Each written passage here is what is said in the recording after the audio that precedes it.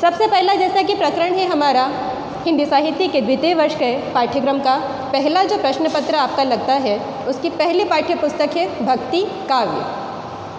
जैसा कि आप सभी जानते हैं, आपने प्रथम वर्ष में भी पढ़ा होगा कि हिंदी साहित्य के 4 काल माने गए हैं। हिंदी साहित्य के इतिहास के आचार्य रामचंद्र शुक्ल जो हिंदी साहित्य के प्रसिद्ध इतिहासकार रहे हैं, उन्होंने हिंदी साहित्य के 900 वर्षों के सुदीर्घ इतिहास को 4 कालों में बांटा है।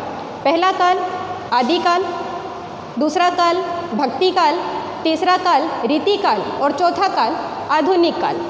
तो आप इसे इस प्रकार निम्नांकित रूप से लिखेंगे: आदिकाल,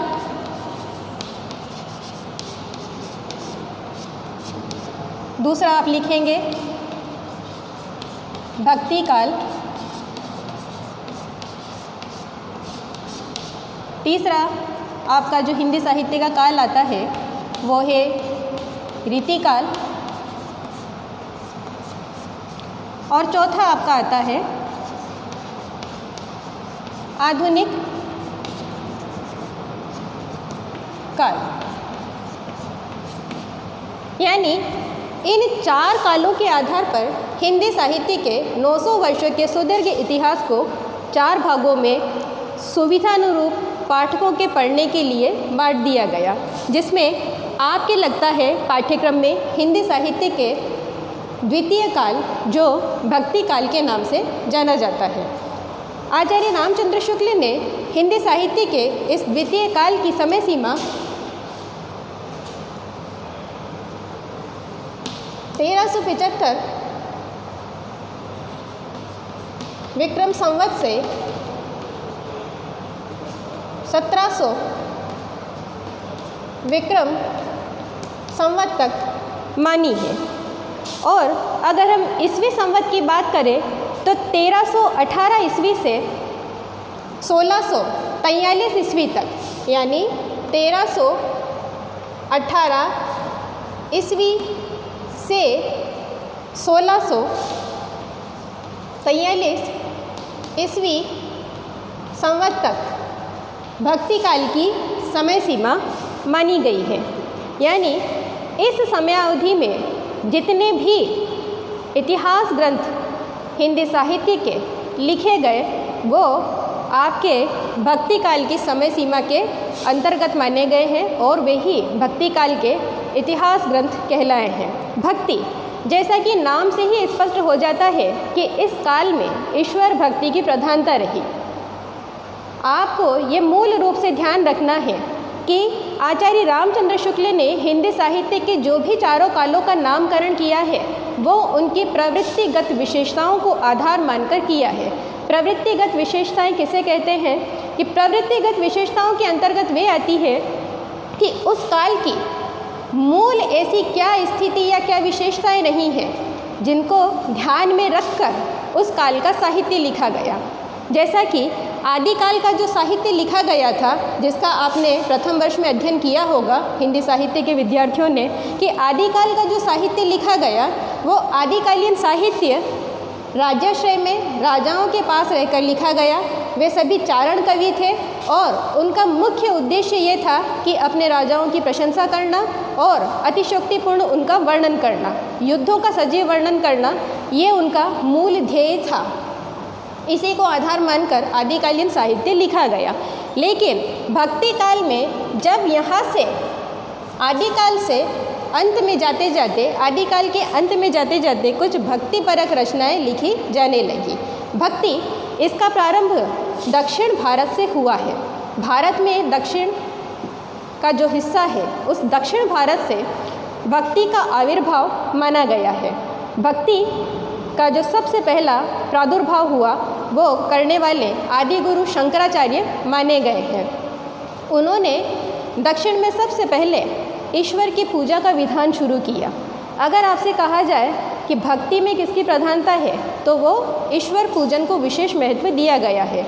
ईश्वर पूजन के सिवा भक्ति का कोई अभिप्राय नहीं रह जाता है। यानी 7वीं शताब्दी से दक्षिण भारत में भक्ति का प्रादुर्भाव माना गया है और उसके बाद में वहाँ पर दूसरे जो धर्मगुरु हुए वो रामानुजाचार्य हुए दक्षिण भारत में, और रामानुजाचार्य ने राम की भक्ति का प्रारंभ किया, श्री राम भक्ति का प्रारंभ किया वहाँ से। और उन्हीं के जो शिष्य हुए रामानंद, वो रामानंद जो उनके रामानुजाचार्य के शिष्य हुए, उन्होंने दक्षिण भारत में जो भक्ति का जो उद्गम, जो स्रोत, जो झरना जो बह रहा था, उसको उत्तर भारत में लाने का कार्य किया है।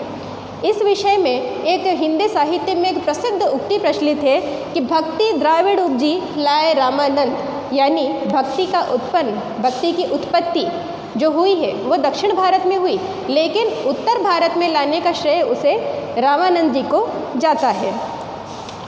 भक्ति शब्द सर्वप्रथम उपनिषद में मिलता है।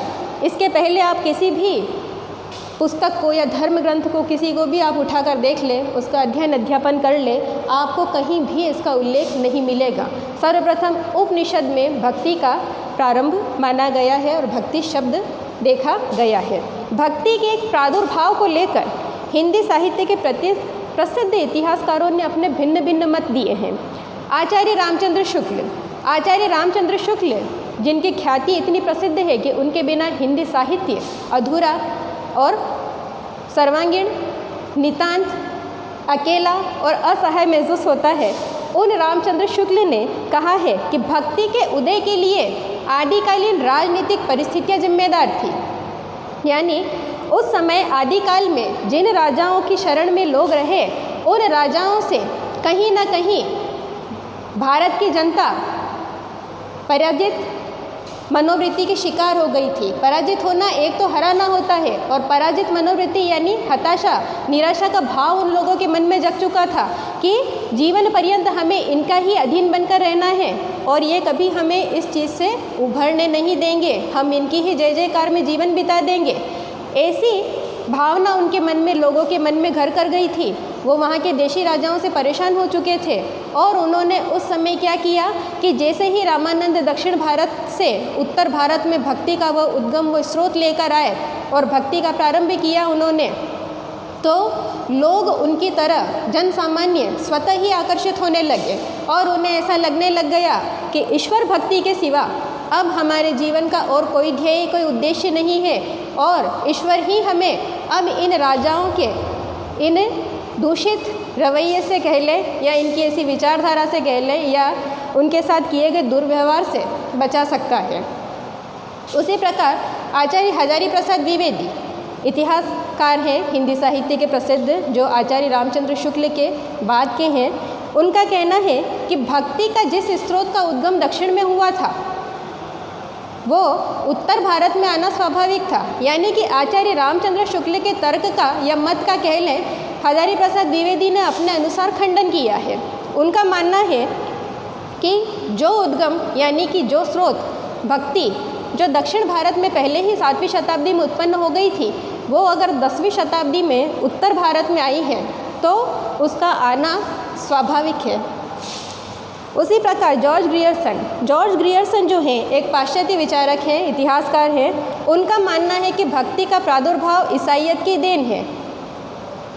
ईसाइयत की देन कहने का मतलब ये है उनका कि सबसे पहले पश्चिम में भक्ति प्रारंभ कर दी गई थी और उसी भक्ति का स्रोत यानी कि वही भक्ति धीरे धीरे शनै शनै चलती आई और उत्तर भारत और दक्षिण भारत में फैल गई। यानी कि कहीं ना कहीं जाकर पाश्चात्य विद्वान जॉर्ज ग्रियर्सन ये कहना चाहते थे कि दक्षिण और उत्तर यानी कि पूरे भारत में जो भक्ति उत्पन्न हुई या जो भक्ति की जा रही है वो भारत के लोगों को नहीं आती थी और भारत के लोगों का भक्ति से कहीं कोई लेन देन नहीं था, वो तो हम पश्चिम और ईसाइयत की देन है।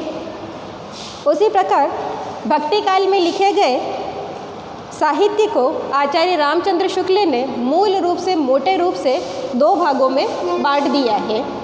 वो 2 भाग आपके हैं, सगुण काव्यधारा और निर्गुण काव्यधारा।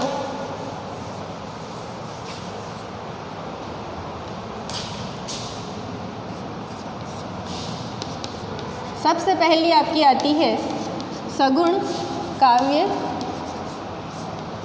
धारा और दूसरी आपकी आती है निर्गुण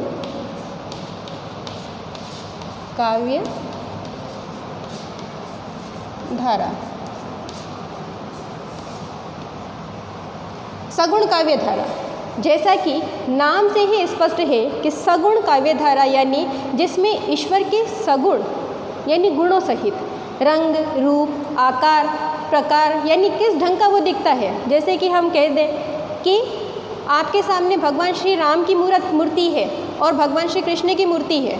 आप कैसे पता लगाएंगे कि ये भगवान श्री राम की मूर्ति है और भगवान श्री कृष्ण की मूर्ति है? नहीं पता लगा सकते अगर जब तक हमने उनके बारे में ये कहीं सुना ना हो, ये कहीं पढ़ा ना हो कि जो धनुषधारी हैं वो भगवान श्री राम हैं और सुदर्शन चक्रधारी हैं वो भगवान श्री कृष्ण हैं। भगवान कृष्ण बांसुरी बजाते हैं, क्या भगवान श्री राम के हाथों में कभी बांसुरी देखी? नहीं। पीताम्बरधारी श्री कृष्ण को कहा जाता है, लेकिन पीताम्बरधारी श्री राम को नहीं कहा जाता। भगवान कृष्ण की मूर्त श्यामवर्णी होती है, लेकिन भगवान राम की मूर्त श्यामवर्णी नहीं होती है। भगवान कृष्ण के सिर पर मोर पंख रहता है, लेकिन भगवान राम की मूर्त पर वो नहीं रहता। यानी कुछ ऐसी विशेषताएं जिनके आधार पर आप ये पता लगा सकें कि ये भगवान राम की मूर्ति है, ये भगवान कृष्ण की मूर्ति है। ये जो भेद हमें जिसने सिखाया वही आपकी सगुण यानी साकार भक्ति है।